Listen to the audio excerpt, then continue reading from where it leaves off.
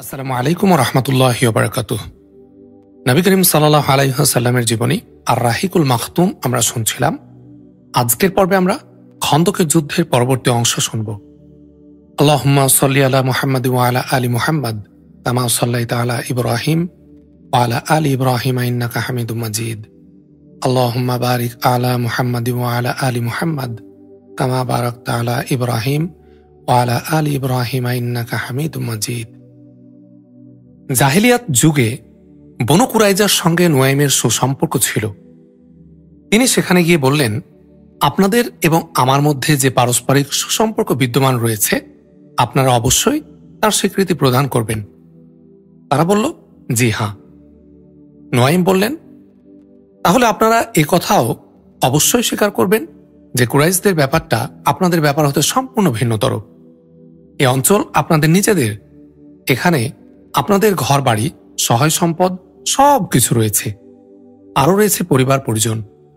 এসব কিছু পরিত্যাগ করে অন্য কোথায় যাওয়া আপনাদের পক্ষে সম্ভব নয়। কিন্তু কুরাইশ ও গাতফান এ দুগোত্র এসেছে মুহাম্মদ সাল্লাল্লাহু আলাইহি ওয়াসাল্লামের সঙ্গে যুদ্ধ করতে, আর আপনারা হাত মিলিয়েছেন যুদ্ধপিপাসু এমন দুগোত্রের সঙ্গে, এখানে যাদের ঘর বাড়ি, সহায় সম্পদ কিংবা পরিবার পরিজন বলতে কিছুই নেই। এ কারণে এখানে কোনো সুযোগ সুবিধা লাভের সম্ভাবনা থাকলে তারা পদক্ষেপ নেবে, নচেত গোলমাল সৃষ্টি করে বিদায় হয়ে যাবে। পক্ষান্তরে এখানেই আপনাদের থাকতে হবে এবং মুহাম্মদ সাল্লাল্লাহু আলাইহি ওয়াসাল্লাম থাকবে। আপনারা যদি তার শত্রুপক্ষের সঙ্গে হাত মিলিয়ে তাদের সাহায্য করেন, তাহলে যেভাবেই হোক তিনি অবশ্যই এর প্রতিশোধ গ্রহণ করবেন। নুয়াইমের মুখে একথা শোনা মাত্রই বনু কুরাইজা সতর্ক হয়ে বলল, নুয়াইম, বলুন এখন কি করা যায়? তিনি বললেন, যে পর্যন্ত কুরাইশ তাদের কিছু সংখ্যক লোক বন্ধক হিসাবে আপনাদের জিম্মায় না রাখবে, আপনারা তাদের সহযোগী হয়ে যুদ্ধে অংশগ্রহণ করবেন না। বনু কুরাইজা বলল, আপনি অত্যন্ত সঙ্গত কথাই বলেছেন। এরপর নুয়াইম সোজা কুরাইশদের নিকট গিয়ে উপস্থিত হলেন। অতঃপর বললেন, আপনাদের প্রতি আমার যে ভালোবাসা এবং সদিচ্ছা রয়েছে তা অবশ্যই আপনাদের বোধগম্য রয়েছে বলে আমি বিশ্বাস করি। তারা বলল, জি হ্যাঁ। নুয়াইম বললেন, বেশ, তাহলে শুনুন। ইহুদিগণ মুহাম্মদ সাল্লাল্লাহু আলাইহি ওয়াসাল্লাম এবং তার বন্ধুদের সঙ্গে তাদের স্বীকৃত অঙ্গীকার ভঙ্গ করেছে এবং এ কারণে তারা লজ্জিত হয়েছে। বর্তমানে তারা এ শর্তে তাদের সঙ্গে যোগাযোগ রক্ষা করে চলছে যে বন্ধক হিসাবে তারা আপনাদের নিকট থেকে কিছু সংখ্যক লোক গ্রহণ করার পর মুহাম্মদ সাল্লাল্লাহু আলাইহি ওয়াসাল্লামের নিকট সমর্পণ করবে এবং এর মাধ্যমে অঙ্গীকার ভঙ্গের ঘাটতি পূরণ করে নেবে। কাজেই ইহুদিগণ বন্ধক হিসেবে কুরাইশদের নিকট থেকে কিছু সংখ্যক লোক চাইলেও কিছুতেই তা দেয়া যাবে না। এরপর নুয়াইম গাতফান গোত্রে গিয়ে কুরাইশদের নিকট যা বলেছিল তার পুনরাবৃত্তি করলেন। এতে তারাও সজাগ হয়ে উঠল। এরপর পঞ্চম হিজরির শুক্রবার ও শনিবারের মধ্যবর্তী রাত্রিতে কুরাইশগণ ইহুদিগণের নিকট এ পয়গাম প্রেরণ করে যে তাদের অবস্থা কোনো সুবিধাজনক স্থানে নেই, ঘোড়া এবং উটগুলো মারা যাচ্ছে। অতএব ওদিক থেকে আপনারা এবং এদিক থেকে আমরা উভয় দল একসঙ্গে মুহাম্মদ সাল্লাল্লাহু আলাইহি ওয়াসাল্লামের উপর আক্রমণ পরিচালনা করি। এর উত্তরে ইহুদিগণ বলল, আজ শনিবার এবং আপনারা অবগত আছেন যে আমাদের পূর্বপুরুষগণের মধ্যে যারা এ দিবসে শরীয়তের আদেশ অমান্য করেছিল, কিভাবে তাদের উপর শাস্তি অবতীর্ণ হয়েছিল। অধিকন্তু যতক্ষণ পর্যন্ত আপনারা আপনাদের কিছু সংখ্যক লোককে বন্ধক হিসাবে আমাদের নিকট না রাখবেন, ততক্ষণ পর্যন্ত আমরা যুদ্ধে অংশগ্রহণ করব না। সংবাদবাহক যখন ইহুদির নিকট থেকে এ উত্তর নিয়ে ফিরে এলো, তখন কুরাইশ এবং গাতফানগণ বলল, আল্লাহর কসম, নুয়াইম তো সত্যই বলেছিল। কাজেই তারা ইহুদিগণকে এ কথা বলে পাঠালো, আল্লাহর কসম, আপনাদের হাতে কোনো লোককে বন্ধক রাখব না। আসুন, আপনারা আমাদের সঙ্গে বেরিয়ে পড়ুন এবং আমরা উভয় পক্ষ একযোগে দুদিক থেকে মুহাম্মদ সাল্লাল্লাহু আলাইহি ওয়াসাল্লামের বাহিনীকে আক্রমণ করি। একথা শুনে বনু কুরাইজার লোকেরা পরস্পরকে বলল, আল্লাহর কসম, নুয়াইম তোমাদেরকে সত্যই বলেছিল। এভাবে উভয় পক্ষের পারস্পরিক সাহায্য সহযোগিতা এবং নির্ভরশীলতার পথ বন্ধ হয়ে সম্পর্কের ক্ষেত্রে ভাঙ্গন সৃষ্টি হয়ে গেল, যার ফলশ্রুতিতে তাদের সাহস ও মনোবল ভেঙে পড়ল। এ সময় মুসলিমগণ আল্লাহ তাআলার সমীপে নিম্নলিখিত দোয়া করেছিলেন, আল্লাহুম্মাস্তুর আওয়ারাতানা ও আমিন রাআতানা। হে আল্লাহ, আপনি আমাদের দোষ ত্রুটি ঢেকে রাখুন এবং আমাদেরকে ভয়ভীতি ও বিপদাপদ থেকে নিরাপদ রাখুন। রাসূলুল্লাহ সাল্লাল্লাহু আলাইহি ওয়াসাল্লাম দোয়া করেছিলেন, আল্লাহুম্মা মুনজিলুল কিতাবি সারিউল হিসাবি আহজিমিল আহজাবি আল্লাহুম্মা আহজিমহুম ওয়া জালজিলহুম। হে আল্লাহ, হে কিতাব অবতীর্ণকারী, দ্রুত হিসাব গ্রহণকারী, হে সেনাবাহিনীকে পরাভূত করুন। হে আল্লাহ, তাদেরকে পরাভূত করুন এবং প্রকম্পিত করুন। অবশেষে আল্লাহ আপন রসুল সাল্লাল্লাহু আলাইহি ওয়াসাল্লাম এবং মুসলিমদের দোয়া কবুল করে মুশরিকদের ঐক্যে ফাটল সৃষ্টি করেন এবং মনোবল ভেঙে দেন। অতঃপর তাদের উপর উত্তপ্ত বায়ুর তুফান প্রেরণ করেন, যা তাদের তাঁবু উপড়ে দেয়, মৃত পাত্রসমূহ উল্টে দেয়, তাঁবুর খুঁটিসমূহ উৎপাটন করে ফেলে এবং সব কিছুকে তছনছ করে ফেলে। এর সঙ্গে প্রেরণ করেন ফেরেশতা বাহিনী, যারা তাদের অবস্থানকে নড়বড়ে করে দেন এবং অন্তরে ত্রাসের সঞ্চার করেন। সেই তীব্র শীতের রাত্রিতে রাসূলুল্লাহ সাল্লাল্লাহু আলাইহি ওয়াসাল্লাম হুযায়ফা বিন ইয়ামান রাদিয়াল্লাহু আনহুকে প্রেরণ করেন মুশরিকদের সংবাদ সংগ্রহের জন্য। তিনি যখন তাদের সমাবেশ স্থলের নিকট পৌঁছেন, তখন প্রত্যক্ষ করেন যে প্রত্যাবর্তনের জন্য তাদের প্রস্তুতি পর্ব প্রায় সম্পূর্ণ। হুযায়ফা নবী করিম সাল্লাল্লাহু আলাইহি ওয়াসাল্লামের খিদমতে উপস্থিত হয়ে তাদের ফেরত যাত্রা সম্পর্কে তাকে অবহিত করেন। প্রভাতে রাসূলুল্লাহ সাল্লাল্লাহু আলাইহি ওয়াসাল্লাম প্রত্যক্ষ করেন যে তাদের প্রত্যাবর্তনের ফলে ময়দান একদম পরিষ্কার হয়ে গেছে। কোন প্রকার সাফল্য লাভ ছাড়াই গভীর অসন্তোষ এবং ক্রোধ সহ মুসলিমগণের শত্রুদের আল্লাহ তাআলা ফেরত পাঠিয়ে তাদের সঙ্গে যুদ্ধ করার জন্য একাকী যথেষ্ট হয়েছেন। মোট কথা, এভাবে আল্লাহ আপন ওয়াদা পূরণ করেছেন এবং নিজ সনদের ইজ্জত প্রদান করেছেন। এ অবস্থার প্রেক্ষাপটে রাসূলুল্লাহ সাল্লাল্লাহু আলাইহি ওয়াসাল্লাম মদিনা প্রত্যাবর্তন করেন। বিশুদ্ধ মতে খন্দকের যুদ্ধ সংঘটিত হয়েছিল ৫ম হিজরির শাওয়াল মাসে এবং মুশরিকগণ আনুমানিক ১ মাস যাবৎ রাসূলুল্লাহ সাল্লাল্লাহু আলাইহি ওয়াসাল্লাম এবং মুসলিমগণকে অবরোধ করে রেখেছিল। প্রাপ্ত উৎসগুলোর উপর দৃষ্টি নিক্ষেপ করলে এটা প্রতীয়মান হয় যে অবরোধ সূচিত হয়েছিল শাওয়াল মাসে এবং এর পরিসমাপ্তি ঘটেছিল যুলকদা মাসে। ইতিহাসবিদ ইবনু সাআদের বর্ণনায় আছে, রাসূলুল্লাহ সাল্লাল্লাহু আলাইহি ওয়াসাল্লাম যেদিন খন্দক থেকে প্রত্যাবর্তন করেছিলেন সে দিনটি ছিল বুধবার এবং যুলকদা মাস শেষ হতে অবশিষ্ট ছিল ৭ দিন। আহজাব যুদ্ধ প্রকৃতপক্ষে ক্ষয়ক্ষতির যুদ্ধ ছিল না, বরং সেটা প্রকৃতপক্ষে স্নায়ু যুদ্ধ ছিল। এতে কোনো প্রকার ক্ষয়ক্ষতির সংঘর্ষ সংঘটিত হয়নি, কিন্তু তা সত্ত্বেও ইসলামের ইতিহাসে এ যুদ্ধ ছিল একটি যুগান্তকারী ঘটনা। এ যুদ্ধের ফলশ্রুতিতে মুশরিকদের মনোবল ভেঙে পড়ে এবং সর্বসম্মুখে এটা সুস্পষ্ট হয়ে যায় যে আরবের কোন শক্তির পক্ষে মদিনার মুসলিমগণের ক্রমবিকাশমান এ শক্তিকে নিঃশেষ করা সম্ভব নয়। কারণ আহজাব যুদ্ধের জন্য যে বিশাল বাহিনী সংগৃহীত হয়েছিল, এর চেয়ে অধিক শক্তিশালী বাহিনী সংগ্রহ করা তাদের জন্য সম্ভবপর ছিল না। এজন্য আহজাব থেকে প্রত্যাবর্তনের পর রাসূলুল্লাহ সাল্লাল্লাহু আলাইহি ওয়াসাল্লাম বলেন, এখন থেকে আমরাই তাদের উপর আক্রমণ করব, তারা আমাদের উপর আক্রমণ করবে না। এখন আমাদের সৈন্যরা তাদের দিকে যাবে। সহিহুল বুখারী ২য় খণ্ড ৫৯০ নম্বর পৃষ্ঠা। গাজওয়াতু বানি কুরাইজা, বনু কুরাইজার যুদ্ধ। খন্দকের যুদ্ধ প্রান্তর থেকে যেদিন রাসূলুল্লাহ সাল্লাল্লাহু আলাইহি ওয়াসাল্লাম প্রত্যাবর্তন করলেন, সেদিন জোহরের সময় যখন তিনি উম্মু সালামা রাদিয়াল্লাহু আনহার গৃহে গোসল করছিলেন, তখন জিবরাইল আলাইহিস সালাম আগমন করলেন এবং বললেন, আপনি কি অস্ত্রশস্ত্র খুলে রেখে দিয়েছেন? ফেরেশতাগণ কিন্তু এখনো অস্ত্রশস্ত্র খোলেননি। আমিও শত্রুদের পশ্চাদাবন করে সরাসরি এখানেই চলে আসছি। উঠুন এবং স্বীয় সঙ্গী সাথীদের নিয়ে বনু কুরাইজা অভিমুখে অগ্রসর হতে থাকুন। আমি অগ্রভাগে গিয়ে তাদের দুর্গসমূহে কম্পন সৃষ্টি করে তাদের অন্তরে ভয়ভীতির সঞ্চার করে দেব। রাসূলুল্লাহ সাল্লাল্লাহু আলাইহি ওয়াসাল্লামকে এ সকল কথা বলার পর জিবরাইল আলাইহিস সালাম ফেরেশতাগণের দলভুক্ত হয়ে যাত্রা করলেন। এদিকে রাসূলুল্লাহ সাল্লাল্লাহু আলাইহি ওয়াসাল্লাম একজন সাহাবীর মাধ্যমে ঘোষণা করে দিলেন যে যারা শ্রবণ ও আনুগত্যের উপর দণ্ডায়মান আছেন তারা আসরের সালাত পড়বেন বনু কুরাইজায় গিয়ে।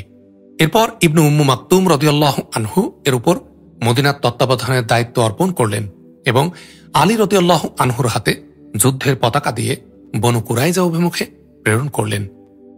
যখন তিনি বনু কুরাইজার দুর্গসমূহের নিকট গিয়ে পৌঁছলেন, তারা তখন রাসূলুল্লাহ সাল্লাল্লাহু আলাইহি ওয়াসাল্লামের উপর গালিগালাজের বৃষ্টি বর্ষণ করছিল। অতঃপর রাসূলুল্লাহ সাল্লাল্লাহু আলাইহি ওয়াসাল্লাম মুহাজিরিন এবং আনসারদের একটি সুসংগঠিত দল নিয়ে অগ্রসর হলেন এবং বনু কুরাইজার আন্না নামক এক কূপের পাশে অবতরণ করলেন। অন্যান্য সাধারণ মুসলিমগণ যুদ্ধের ঘোষণা শুনে দ্রুত গতিতে বনু কুরাইজা অভিমুখে যাত্রা করলেন। পথে আসর সালাতের সময় হয়ে গেল। তখন কেউ কেউ বললেন, আমাদের যেভাবে নির্দেশ প্রদান করা হয়েছে আমরা সেভাবেই কাজ করব। আমরা বনু কুরাইজা গিয়ে আসরের সালাত আদায় করব। এ কারণে কেউ কেউ এশার পর আসর সালাত আদায় করেন। কিন্তু কোন কোন সাহাবা একথা বলেন, নবী করিম সাল্লাল্লাহু আলাইহি ওয়াসাল্লামের উদ্দেশ্য এটা ছিল না যে সালাতের ব্যাপারে আমরা অন্য মত কিংবা পথ অবলম্বন করি, বরং তিনি এটাই চেয়েছিলেন যে বিলম্ব না করে আমরা যেন বনু কুরাইজার উদ্দেশ্যে বেরিয়ে পড়ি। যারা এ ধারণা পোষণ করেছিলেন তারা পথে সময় মতো আসর সালাত আদায় করে নিয়েছিলেন। তবে ব্যাপারটি যখন রাসূলুল্লাহ সাল্লাল্লাহু আলাইহি ওয়াসাল্লামের নিকট পেশ করা হয়, তখন তিনি এ প্রসঙ্গে কোনো পক্ষকে ভালো মন্দ কোনো কিছুই বলেননি। যে প্রকারেই হোক, বিভিন্ন দলে বিভক্ত হয়ে মুসলিম সৈন্যদল বনু কুরাইজার ভূমিতে গিয়ে পৌঁছলেন এবং নবী করিম সাল্লাল্লাহু আলাইহি ওয়াসাল্লামের সঙ্গে মিলিত হলেন। অতঃপর বনু কুরাইজার দুর্গসমূহকে চতুর্দিক থেকে ঘিরে ফেললে মুসলিম সেনাবাহিনীর সংখ্যা ছিল ৩,০০০, অশ্বের সংখ্যা ছিল ৩০টি। বনু কুরাইজার ইহুদিগণ যখন ৮ অবরুদ্ধ অবস্থার মধ্যে নিপতিত হল, তখন ইহুদি নেতা কাব বিন আসাদ তাদের সামনে ৩টি পরিবর্তনশীল প্রস্তাব উপস্থাপন করল।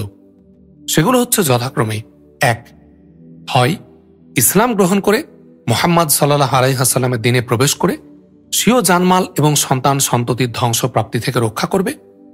এ প্রস্তাব উপস্থাপনকালে কাব বিন আসাদ এ কথাও বলেছিল যে আল্লাহর শপথ, তোমাদের নিকট এটা সুস্পষ্ট হয়ে গেছে তিনি হচ্ছেন প্রকৃত একজন নবী এবং রাসূল, অধিকন্তু তিনি হচ্ছেন সেই ব্যক্তি যার সম্পর্কে তোমরা স্বীয় আল্লাহর কিতাবে অবগত হয়েছ। ২, অথবা স্বীয় সন্তান সন্ততিগণকে সহস্তে হত্যা করবে, অতঃপর তলোয়ার উত্তোলন করে নবী করিম সাল্লাল্লাহু আলাইহি ওয়াসাল্লামের দিকে অগ্রসর হয়ে সর্বশক্তি প্রয়োগ করে যুদ্ধ করবে। পরিণামে হয় আমরা বিজয়ী হব, নতুবা সমনে নিঃশেষ হয়ে যাব। ৩, অথবা রাসূলুল্লাহ সাল্লাল্লাহু আলাইহি ওয়াসাল্লাম এবং সাহাবায়ে কেরামকে ধোঁকা দিয়ে শনিবার দিবস তাদের উপর আক্রমণ পরিচালনা করবে, কারণ এ ব্যাপারে তারা নিশ্চিন্ত থাকবেন যে এ দিবসে কোনো যুদ্ধ বিগ্রহ অনুষ্ঠিত হবে না। কিন্তু ইহুদিগণ এ ৩টি প্রস্তাবের একটিও মঞ্জুর করল না। তার ফলে কাব বিন আসাদ রাগান্বিত হয়ে বলল, মায়ের কোলে জন্মগ্রহণ করার পর তোমরা কেউই একটি রাতও বুদ্ধিমত্তার সঙ্গে অতিবাহিত করনি। এ প্রস্তাব ৩টি প্রত্যাখ্যানের পর বনু কুরাইজার সামনে শুধুমাত্র যে পথটি অবশিষ্ট রইল তা হল তারা রাসূলুল্লাহ সাল্লাল্লাহু আলাইহি ওয়াসাল্লামের নিকট অস্ত্রশস্ত্র নিক্ষেপ করে আত্মসমর্পণ করবে এবং আপন ভাগ্য নির্ধারণের ব্যাপারটি রাসূলুল্লাহ সাল্লাল্লাহু আলাইহি ওয়াসাল্লামের উপর ছেড়ে দেবে। কিন্তু তারা আরও ভেবেচিন্তে স্থির করল যে অনুরূপ ব্যবস্থা গ্রহণের পূর্বে, অর্থাৎ অস্ত্র সমর্পণের পূর্বে তাদের সঙ্গে সাহায্য চুক্তিতে আবদ্ধ মুসলিমগণের সাথে বিষয়টি নিয়ে আলাপ আলোচনা করবে। সম্ভবত এর মাধ্যমে অস্ত্রত্যাগের ফলাফল সম্পর্কে তারা কিছুটা ধারণা লাভ করতে সক্ষম হবে। এই প্রেক্ষিতে তারা রাসূলুল্লাহ সাল্লাল্লাহু আলাইহি ওয়াসাল্লামের নিকট এ মর্মে প্রস্তাব পাঠালো যে আবু লুবাবাকে তাদের নিকট প্রেরণ করা হোক। যেহেতু আবু লুবাবার সঙ্গে তারা মৈত্রী বন্ধনে আবদ্ধ ছিল, সেহেতু তার সঙ্গে তাদের পরামর্শ করা প্রয়োজন। অধিকন্তু আবু লুবাবার বাগ বাগিচা, সন্তান সন্ততি এবং গোত্রীয় লোকেরা ছিল সেই অঞ্চলেরই বাসিন্দা। যখন আবু লুবাবা সেখানে উপস্থিত হল, তখন পুরুষগণ তাকে দেখে দৌড়ে তার নিকট এলো। শিশু ও মহিলাগণ করুণ কণ্ঠে ক্রন্দন শুরু করল। এ অবস্থা প্রত্যক্ষ করে আবু লুবাবার অন্তরে ভাবাবেগের সৃষ্টি হল। ইহুদিগণ বলল, আবু লুবাবা, আপনি কি যুক্তিযুক্ত মনে করছেন যে বিরোধ নিষ্পত্তির জন্য আমরা মুহাম্মদ সাল্লাল্লাহু আলাইহি ওয়াসাল্লামের নিকট অস্ত্রশস্ত্র সমর্পণ করি? বলল, হ্যাঁ, কিন্তু সঙ্গে সঙ্গে তার হাত দ্বারা কণ্ঠনালীর দিকে ইঙ্গিত করল, যার অর্থ ছিল হত্যা। কিন্তু তাৎক্ষণিকভাবে সে উপলব্ধি করল যে ব্যাপারটি হচ্ছে আল্লাহ ও তার রাসূল সাল্লাল্লাহু আলাইহি ওয়াসাল্লামের সুস্পষ্ট খেয়ানত। এ কারণে সে রাসূলুল্লাহ সাল্লাল্লাহু আলাইহি ওয়াসাল্লামের নিকট প্রত্যাবর্তন না করে সরাসরি মসজিদে নববীতে গিয়ে উপস্থিত হল এবং নিজেই নিজেকে মসজিদের একটি খুঁটির সঙ্গে বেঁধে ফেলে শপথ করল, রাসূলুল্লাহ সাল্লাল্লাহু আলাইহি ওয়াসাল্লাম স্বহস্তে তাকে না খোলা পর্যন্ত সে এই অবস্থাতেই থাকবে এবং আগামীতে কোনো দিন বনু কুরাইজার ভূমিতে প্রবেশ করবে না। এদিকে তার প্রত্যাবর্তনে বিলম্বিত হওয়ার ব্যাপারটি রাসূলুল্লাহ সাল্লাল্লাহু আলাইহি ওয়াসাল্লামের গভীর মনোযোগের সঙ্গে লক্ষ্য করছিলেন। অতঃপর তিনি প্রকৃত ব্যাপারটি অবগত হয়ে বললেন, যদি সে আমার নিকট আসত তাহলে আমি তার জন্য ক্ষমা প্রার্থনা করতাম, কিন্তু যেহেতু সে নিজের মতকে প্রাধান্য দিয়ে নিজেই এ কাজ করে বসেছে, সে তো আল্লাহ তাআলা যতক্ষণ তার তওবা কবুল না করছেন ততক্ষণ আমি তাকে বন্ধন মুক্ত করতে পারব না। এদিকে আবু লুবাবার কূটকৌশল জনিত গোপন ইঙ্গিত থাকা সত্ত্বেও বনু কুরাইজা রাসূলুল্লাহ সাল্লাল্লাহু আলাইহি ওয়াসাল্লামের নিকট অস্ত্র সমর্পণ করারই সিদ্ধান্ত গ্রহণ করল এবং তিনি যা উপযুক্ত বিবেচনা করবেন তা তারা নির্বিবাদে মেনে নেবে বলে স্থির করল। অথচ দীর্ঘকাল যাবৎ এ অবরোধের ধকল সহ্য করার মতো সামর্থ্য ও সহনশীলতা বনু কুরাইজার ছিল। কারণ একদিকে যেমন তাদের নিকট প্রচুর খাদ্য মজুদ ছিল, পানির ঝর্ণা এবং কূপ ছিল, অন্যদিকে তেমনি মজবুত ও সুরক্ষিত দুর্গও ছিল। পক্ষান্তরে মুসলিমগণকে উন্মুক্ত আকাশের নিচে রক্ত জমাটকারী শীত ও ক্ষুধার কষ্ট সহ্য করতে হচ্ছিল এবং খন্দক যুদ্ধের প্রথম অবস্থা থেকে অবিরাম যুদ্ধ ব্যস্ততার মধ্যে থাকার দরুন ক্লান্তি ও অবসাদের অন্ত ছিল না। কিন্তু বনু কুরাইজার যুদ্ধ ছিল প্রকৃতপক্ষে আঞ্চলিক বিদ্বেষ প্রসূত এক বিরোধমূলক ব্যাপার। আল্লাহ তাআলা তাদের অন্তরে ভীতি সঞ্চার করে দিয়েছিলেন। এর ফলে তাদের যুদ্ধোন্মন্দনা এবং উদ্যম ক্রমে স্তিমিত হয়ে পড়েছিল। তাদের ক্রম বিলয়মান এবং উদ্যম ওই সময় শেষ সীমায় গিয়ে পৌঁছল যখন আলী ইবনু আবু তালিব রাদিয়াল্লাহু আনহু এবং জুবাইর বিন আওয়াম রাদিয়াল্লাহু আনহু তাদের দুর্গ তরুণের দিকে এগিয়ে গেলেন এবং আলী রাদিয়াল্লাহু আনহু বজ্রনিনাদে ঘোষণা করলেন যে, আল্লাহর সেনাগণ, আল্লাহর শপথ, আমি হয় সে অমৃতের পেয়ালা থেকে পান করব যা হামজা করেছে, আর না হয় এটা সুনিশ্চিত এ দুর্গ জয় করব। আলী রাদিয়াল্লাহু আনহুর এ প্রাণপণ সংকল্পের কথা অবগত হয়ে বনু কুরাইজা তড়িঘড়ি রাসূলুল্লাহ সাল্লাল্লাহু আলাইহি ওয়াসাল্লামের নিকটে নিজেদের সমর্পণ করে দিল, যাতে তিনি তাদের জন্য যা সঙ্গত বলে বিবেচনা করবেন এরূপ একটি পন্থা অবলম্বন করেন। রাসূলুল্লাহ সাল্লাল্লাহু আলাইহি ওয়াসাল্লাম পুরুষদের বন্দী করার নির্দেশ প্রদান করায় মুহাম্মদ বিন মাসলামা আনসারীর তত্ত্বাবধানে বনু কুরাইজার সকল পুরুষ লোককে বন্দী করা হল এবং মহিলা, শিশু ও অক্ষম পুরুষদের সযত্নে পৃথকভাবে রাখা হল। আউস গোত্রের নেতৃস্থানীয় ব্যক্তিগণ এ বলে রাসূলুল্লাহ সাল্লাল্লাহু আলাইহি ওয়াসাল্লামের নিকট আবেদন পেশ করলেন যে, বনু কায়নুকা গোত্রের সঙ্গে আপনি যা আচরণ করেছেন তা আপনি উত্তম রূপে অবগত আছেন। আপনার স্মরণ থাকতে পারে যে বনু কায়নুকা গোত্র আমাদের ভাই খাজরাজ গোত্রের হালিফ ছিলেন এবং এ সকল লোকজন আমাদের হালিফ আছেন। অতএব অনুগ্রহ করে তাদের উপর ইহসান করুন। নবী করিম সাল্লাল্লাহু আলাইহি ওয়াসাল্লাম বললেন, আলা তারদুনা আইয়াহকুমা ফিহিম রাজুলুন মিনকুম, আপনারা কি এ ব্যাপারে সন্তুষ্ট নন যে আপনাদেরই এক ব্যক্তি তাদের সম্পর্কে মীমাংসা করে দেবেন? তারা জবাব দিল, বালা, জি হ্যাঁ। রাসূলুল্লাহ সাল্লাল্লাহু আলাইহি ওয়াসাল্লাম বললেন, ফাদাকা ইলা সাদ ইবনে মুআজ, সাদ বিন মুআজের দায়িত্বে দিয়ে দিও। তারা জবাব দিল, এমনটি হলে আমাদের সন্তুষ্ট না হওয়ার কোনো কারণ নেই। রাসূলুল্লাহ সাল্লাল্লাহু আলাইহি ওয়াসাল্লাম বললেন, ভালো কথা, এই ব্যাপারটি সাদ বিন মুআজের দায়িত্বে রইল। তারা বলল, আমরা এর উপর সন্তুষ্ট আছি। অতঃপর সাদ বিন মুআজ রাদিয়াল্লাহু আনহুকে ডেকে পাঠানো হলো। তিনি তখন মদিনায় অবস্থান করছিলেন। সৈন্যদের সঙ্গে বনু কুরাইজার আগমন করা তার পক্ষে সম্ভব হয়নি, কারণ খন্দকের যুদ্ধে তার হাতের শিরা কর্তৃত হওয়ার ফলে তিনি আহত হয়েছিলেন। তাকে একটি গাধার পৃষ্ঠে আরোহণ করিয়ে রাসূলুল্লাহ সাল্লাল্লাহু আলাইহি ওয়াসাল্লামের খিদমতে হাজির করা হয়। যখন তিনি সেখানে গিয়ে পৌঁছলেন তখন গোত্রীয় লোকজন চতুর্দিক থেকে তাকে ঘিরে ধরে বলতে থাকলেন, হে সাদ, স্বীয় হালিফদের সাথে উত্তম ও কল্যাণকর মীমাংসা করবেন। রাসূলুল্লাহ সাল্লাল্লাহু আলাইহি ওয়াসাল্লাম আপনাকে এর জন্য বিচারক নির্বাচিত করেছেন যে আপনি তাদের সঙ্গে সদ্ব্যবহার করবেন। কিন্তু তিনি তাদের কথার উত্তর না দিয়ে চুপচাপ রইলেন। লোকজন এ ব্যাপারে তাকে বারবার অনুরোধ জানাতে থাকলেন। এ প্রেক্ষিতে তিনি বললেন, এখন এমন এক সময় সমাগত যখন সাদ আল্লাহ তাআলা সম্পর্কে কোনো নিন্দুকের নিন্দার চিন্তা কিংবা ভয় করেন না। এ কথা শোনার পর কিছু লোক মদিনায় আসে এবং বন্দীদের মৃত্যু অনিবার্য বলে ঘোষণা করে। এরপর সাদ রাদিয়াল্লাহু আনহু যখন নবী করিম সাল্লাল্লাহু আলাইহি ওয়াসাল্লামের নিকট পৌঁছলেন, তখন তিনি ইরশাদ করলেন, কুমু ইলা সাইয়্যিদিকুম, তোমরা উঠে তোমাদের নেতার দিকে এগিয়ে যাও। যখন তাকে অবতরণ করিয়ে আনা হলো, তখন রাসূলুল্লাহ সাল্লাল্লাহু আলাইহি ওয়াসাল্লাম তাকে বললেন, হে সাদ, এসব লোকজন আপনার মীমাংসার উপর আস্থাশীল হয়ে আত্মসমর্পণ করেছে। সাদ বললেন, আমার মীমাংসা কি এদের উপর প্রযোজ্য হবে? জবাবে লোকেরা বলল, জি হ্যাঁ। তিনি বললেন, মুসলিমগণের উপরও কি? লোকেরা বলল, জি হ্যাঁ। তিনি আবারও বললেন, এখানে যারা উপস্থিত রয়েছেন তাদের উপরেও কি তা প্রযোজ্য হবে? তার ইঙ্গিত ছিল রাসূলুল্লাহ সাল্লাল্লাহু আলাইহি ওয়াসাল্লামের অবতরণ স্থানের দিকে, কিন্তু সম্মান ও ইজ্জতের কারণে মুখমণ্ডল ছিল অন্যদিকে ফেরানো। প্রত্যুত্তরে রাসূলুল্লাহ সাল্লাল্লাহু আলাইহি ওয়াসাল্লাম বললেন, হ্যাঁ, আমার উপরেও হবে। সাদ রাদিয়াল্লাহু আনহু বললেন, তাহলে তাদের সম্পর্কে আমার বিচারের রায় হচ্ছে এই যে, পুরুষদের হত্যা করা হোক, মহিলা এবং শিশুদের বন্দী করে রাখা হোক এবং সম্পদসমূহ বন্টন করে দেয়া হোক। রাসূলুল্লাহ সাল্লাল্লাহু আলাইহি ওয়াসাল্লাম বললেন, লাকাদ হাকামতা ফীহিম বিহুকমিল্লাহ মিন ফাওকি সাবঈ সামাওয়াতিন, আপনি তাদের ব্যাপারে ঠিক সেই বিচারই করেছেন যেমনটি করেছেন আল্লাহ তাআলা ৭ আসমানের উপর। সাদের এই বিচার ছিল অত্যন্ত ন্যায় ও ইনসাফ ভিত্তিক, কারণ বনু কুরাইজা মুসলিমগণের জীবন মরণের জন্য অত্যন্ত নাজুক পরিস্থিতিতে যা করতে চেয়েছিল তা ছিল অত্যন্ত ভয়াবহ, বিভীষিকাময়।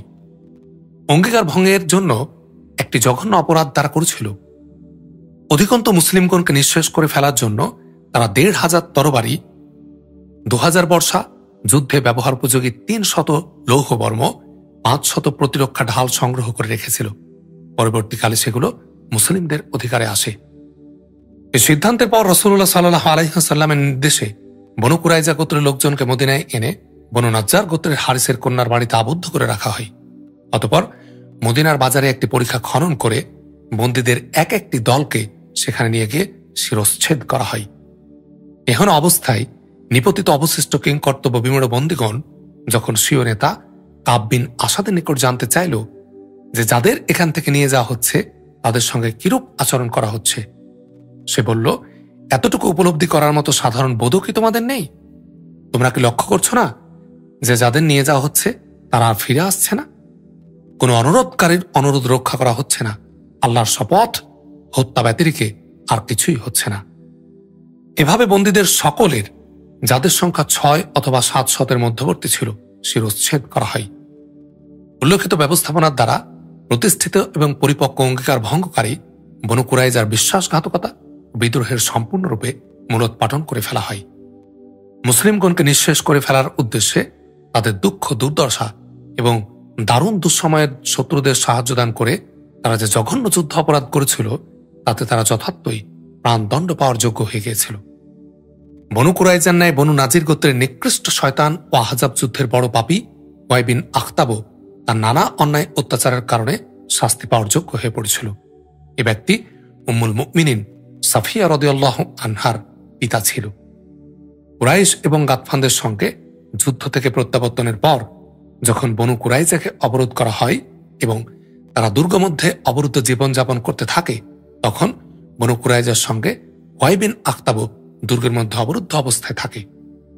কারণ আহজাব যুদ্ধের সময় এক ব্যক্তি যখন কাব বিন আসাদকে বিশ্বাসঘাতকতা ও গাদ্দারি করার জন্য উদ্বুদ্ধ করতে এসেছিল, তখন যে অঙ্গীকার করেছিল তখন চলছিল সেই অঙ্গীকারেরই বাস্তবায়ন। তাকে যখন খিদমতে নবাবিতে নিয়ে আসা হলো, তখন সে একজোড়া পরিধেয় বস্ত্র দ্বারা নিজেকে আবৃত করে রেখেছিল। এ পোশাকে সে নিজেই প্রত্যেক দিন থেকে এক এক আঙ্গুল করে চিরে রেখেছিল, যাতে তাকে লুণ্ঠিত মালামালের মধ্যে গণ্য করা না হয়। তার হাত দুটি গ্রীবার পেছন দিকে দড়ি দ্বারা একত্রে বাঁধা অবস্থায় ছিল। রাসূল করিম সাল্লাল্লাহু আলাইহি ওয়াসাল্লাম সে লক্ষ্য করে বলল, আমি আপনার শত্রুতার জন্য নিজেকে নিন্দা করিনি, কিন্তু যে আল্লাহর সঙ্গে যুদ্ধ করে সে পরাজিতই হয়। অতঃপর লোকজনকে সম্বোধন করে বলল, হে লোকেরা, আল্লাহর ফয়সালার কোনো অসুবিধা নেই। এটা তো ভাগ্যের লিখিত ব্যাপার। এটি হচ্ছে এক বড় হত্যাকাণ্ড যা বনু ইসরায়েলের উপর আল্লাহ তাআলা লিপিবদ্ধ করে দিয়েছেন। এরপর সে বসে পড়ল এবং তার গলা কেটে দেয়া হলো। এ ঘটনায় বনু কুরাইজার এক মহিলাকেও হত্যা করা হয় সে খাল্লাদ বিন সুয়াইদ রাদিয়াল্লাহু আনহুর উপর জাতার একটি পাট নিক্ষেপ করে তাকে শহীদ করেছিল। তাই এ হত্যাকাণ্ডের প্রতিদান হিসেবে তাকে হত্যা করা হয়।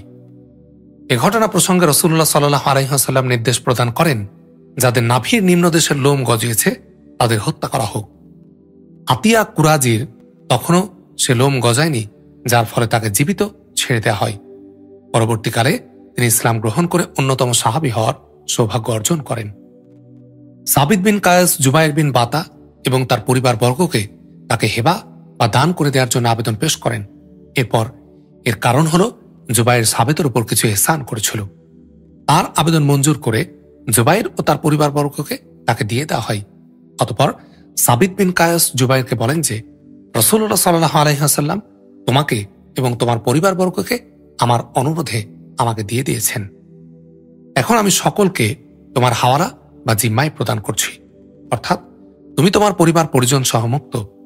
কিন্তু জুবাইর বিন বাতা যখন জানতে পারল যে তার গোত্রীয় সকলকেই হত্যা করা হয়েছে, তখন সে বলল, সাবিত, তোমার উপর আমি যে ইহসান করেছিলাম তাকেই মাধ্যম করে আমি বলছি, তুমি আমার উপর একটু ইহসান করো, অর্থাৎ আমার গোত্রীয় ভাইদের ভাগ্যে যা ঘটেছে আমার ভাগ্যেও তাই ঘটতে দাও। এ প্রেক্ষিতে তার শিরশ্ছেদ করে তাকেও তার গোত্রীয় ইহুদি ভাইদের দলভুক্ত করে দেয়া হয়। তবে সাবিত জুবাইর বিন বাতার সন্তান আব্দুর রহমানকে হত্যার হাত থেকে রক্ষা করেন। পরবর্তীকালে ইসলাম গ্রহণ করে তিনি সাহাবীর মর্যাদা লাভ করেন। অনুরূপভাবে বনু নাজ্জারের একজন মহিলা উম্মুল মুনজির সালামা বিনতে কায়েস আরজি পেশ করল যে, সামওয়াল কুরাজির সন্তান রিফাকে তার জন্য হেবা করা হোক। তার আরজি গ্রহণ করে রিফাকে তার নিকট সমর্পণ করা হয়। এভাবে রিফাকে তিনি মৃত্যুর হাত থেকে রক্ষা করেন। পরে রিফা ইসলাম গ্রহণ করে সাহাবীর মর্যাদা লাভ করেন। বনু কুরাইজার আরও কিছু সংখ্যক লোক অস্ত্র শস্ত্র নিক্ষেপ এবং আত্মসমর্পণের ফলে ইসলাম গ্রহণ করেছিলেন। কাজে তাদের জীবন ধন সম্পদ সন্তানাদি সম্পূর্ণ নিরাপদ থাকে।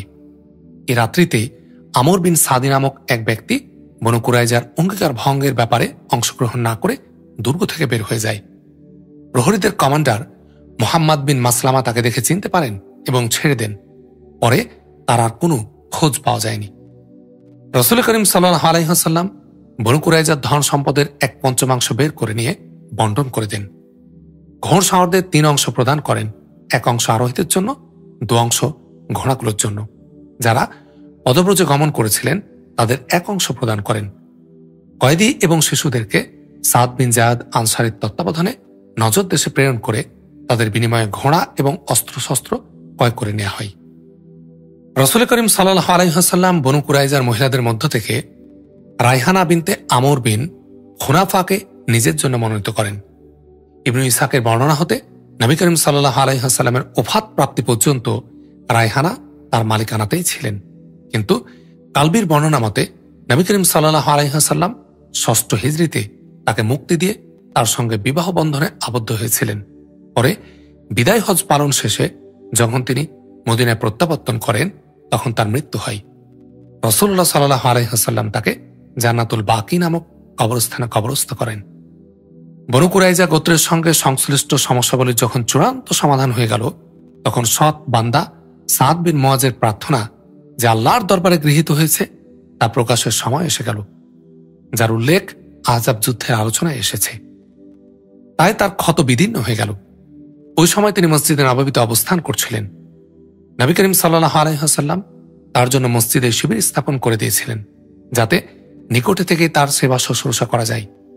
আয়েশা রাদিয়াল্লাহু আনহা এর বিবরণ সূত্রে জানা যায় যে তার বিদীর্ণ ক্ষতস্থান থেকে রক্ত প্রবাহিত হয়। মসজিদে বনু গিফার গোত্রের লোকজনের কয়েকটি শিবিরও ছিল।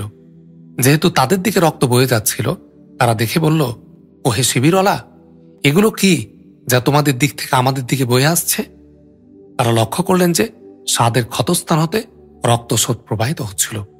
অতঃপর তিনি এ আহত অবস্থায় মৃত্যুবরণ করেন।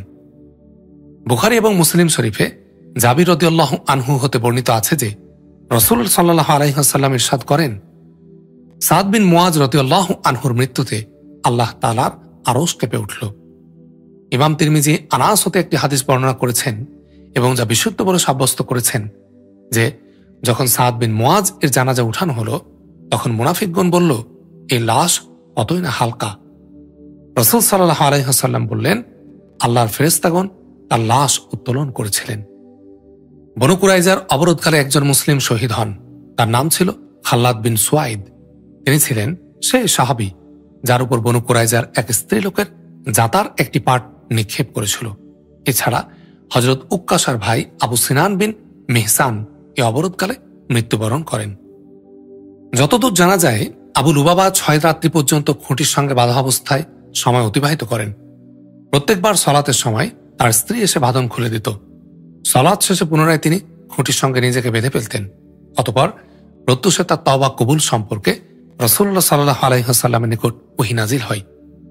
সে সময় নবী করিম সাল্লাল্লাহু আলাইহি ওয়াসাল্লাম উম্মু সালামা রাদিয়াল্লাহু আনহার ঘরে অবস্থান করছিলেন। আবু লুবাবা বর্ণনা করেন যে উম্মু সালামা আপন গৃহের দরজায় দাঁড়িয়ে আমাকে বললেন, হে আবু লুবাবা, শুভ সংবাদ, সন্তুষ্ট হয়ে যাও, আল্লাহ তাআলা তোমার তওবা কবুল করেছেন। একথা শ্রবণ করে উপস্থিত সাহাবায়ে কেরাম রাদিয়াল্লাহু আনহুম তার বাঁধন খুলে দেওয়ার জন্য দ্রুত বেগে বেরিয়ে গেলেন। কিন্তু রাসূল করিম সাল্লাল্লাহু আলাইহি ওয়াসাল্লাম ছাড়া অন্য কারো হাতে বাঁধন খুলে নিতে তিনি অস্বীকার করলেন। তাই ফজরের সালাতের জন্য বের হয়ে নবী করিম সাল্লাল্লাহু আলাইহি ওয়াসাল্লাম যখন সেখানে গিয়ে যাচ্ছিলেন, তখন তার বাঁধন খুলে দেন। এ যুদ্ধ সংঘটিত হয় যুলকদা মাসে। 25 দিন পর্যন্ত বনু কুরাইজা অবরোধ স্থায়ী থাকে। সূরা আহজাবে আল্লাহ তাআলা খন্দকের যুদ্ধ এবং বনু কুরাইজা যুদ্ধ সম্পর্কে অনেক আয়াত অবতীর্ণ করেন এবং এ দু যুদ্ধের বহু গুরুত্বপূর্ণ বিষয়ের প্রতি আলোকপাত করেন। মুমিন ও মুনাফিকদের বিভিন্ন অবস্থার বিস্তারিত বিবরণ এতে পাওয়া যায়। সূরা আহজাবের এ বিষয়ে সংশ্লিষ্ট আয়াতে কারিমা সমূহ শত্রুদের বিভিন্ন দলের ভাঙ্গন, উদ্যমহীনতা এবং আহলে কিতাবের অঙ্গীকার ভঙ্গের ফলাফল সম্পর্কে সুস্পষ্ট আলোকপাত হয়। আলহামদুলিল্লাহি রাব্বিল আলামিন। খন্দকের যুদ্ধের পরবর্তী অংশ এবং বনু কুরাইজা যুদ্ধের ঘটনা আমরা শুনলাম। আগামী পর্বে শুনব আহজাব এবং কুরাইজা যুদ্ধ পরবর্তী ঘটনাবলী। আগামী পর্বটি শোনার আহ্বান জানিয়ে আজ এখানে শেষ করছি। আসসালামু আলাইকুম ওয়া রাহমাতুল্লাহ।